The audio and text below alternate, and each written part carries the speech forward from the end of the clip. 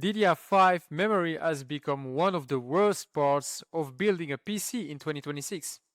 Prices are high, supply is tight, and what used to be a relatively simple decision, so just buy a faster kit, can now cost you a lot more money than it used to.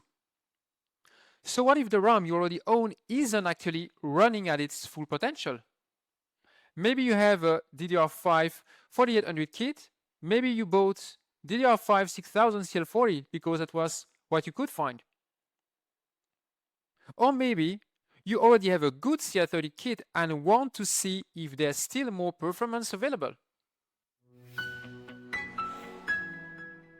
Hi everyone, welcome to Papa PC channel. In this series, I'm going to show you how to tune DDR5 memory properly. But before we touch a single setting in the BIOS, we need to understand what all those numbers actually mean. Before we continue, if you're currently looking to buy any memory, I've put links in the description to the kits and components I recommend. And because I'm an Amazon associate, I may earn a commission from qualifying purchases made through those links at no additional cost to you. And if you decide to buy through one of those links, it really helps support the channel and the testing I do here at Papa PC. Thank you. Let's say these are the three memory kits you have to choose from. The first one is DDR5 4800 CL40, the second is DDR5 6000 CL40, and the third one is DDR5 6000 CL30. The fastest one is obviously the 6000 CL30 kit, right? In this particular comparison, yes, it has both a higher data rate than DDR5 4800 and a lower cache latency than the CL40 kits. But the reason is not simply that the number 30 is smaller than 40. The first number tells us about the data rate. How many millions of transfers can theoretically take place every second? The timing tells us how many memory clock cycles a particular operation requires.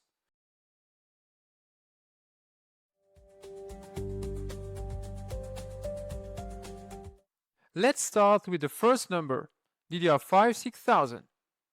The 6000 refers to 6000 megatransfers per second, or MTs per second. You will often hear people call this 6000 megahertz. I also did it, by the way. But technically, that isn't correct.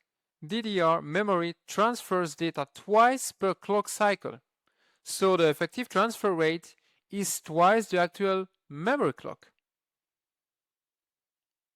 For DDR5 6000, the actual memory clock is 3000 MHz, while the effective data rate is 6000 megatransfers per second. The practical takeaway is simple.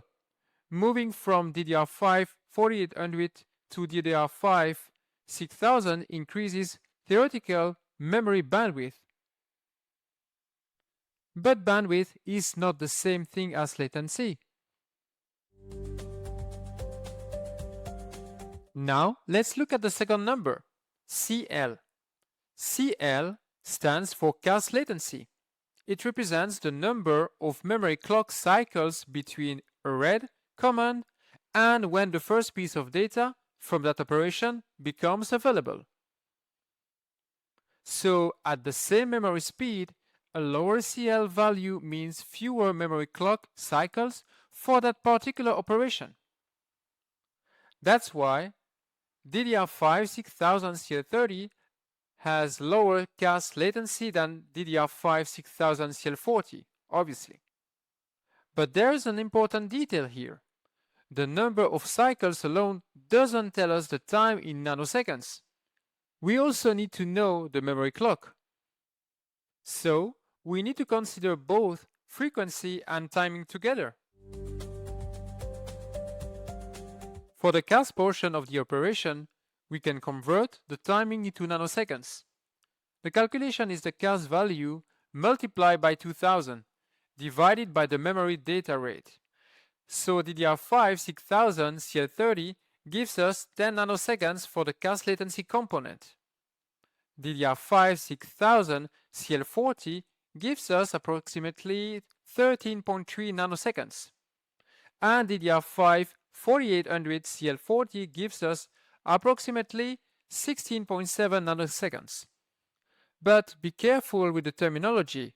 These are cast latency figures, not the complete real-world memory latency measured by a benchmark such as IDA64. But this is where a lot of memory comparisons stop too early. People see CL30, CL36, or CL40 and assume that this single number tells them everything about the memory. Well, it doesn't. If we look at the memory tab in CPU-Z, we can see several of the primary timings that define the memory configuration. Here we have cast latency, or TCL, then tRCD, TRP, and TRAS. These timings work together, so when you're comparing or tuning memory, looking only at the CL number doesn't give you the complete picture. And these are only the primary timings. Your BIOS contains many additional secondary and tertiary timings, which we'll get to later in the series. This is why two memory kits with exactly the same advertised specifications can behave very differently when you start tuning them. Two kits can both be sold at DDR5 6000 CL30, but that doesn't necessarily mean they use the same memory chips or have the same overclocking potential. Your motherboard and BIOS also matter, and so does the individual memory controller inside your CPU. So the goal of this series isn't to give you one set of numbers to blindly copy into your BIOS. The goal is to show you how to find the best settings for the memory and hardware you actually own. So what does this mean if you already own DDR5 memory? If you have a DDR5 4800 kit, there may be room to increase the data rate depending on the memory modules, your motherboard, and the memory controller in your CPU. If you have DDR5 6000 CL40, you may be able to tighten the timings. And if you already have DDR5 6000 CL30, there may still be performance available by optimizing the rest of the memory configuration.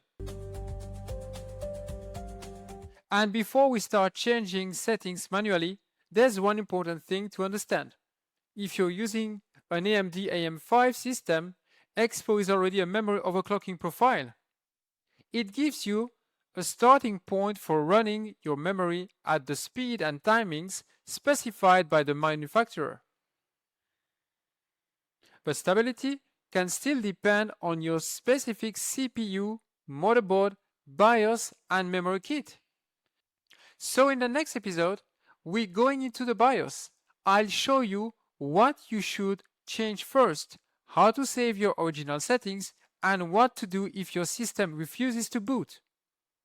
Because the goal of this series isn't to find the most impressive number on a screenshot, it's to find the best balance between performance and stability for the RAM you actually own. It was Papa PC, and thanks for your support. The channel is celebrating already a year of amazing content. If you enjoyed this video, like, share, and subscribe. And I'll see you next week for the next episode. Bye bye.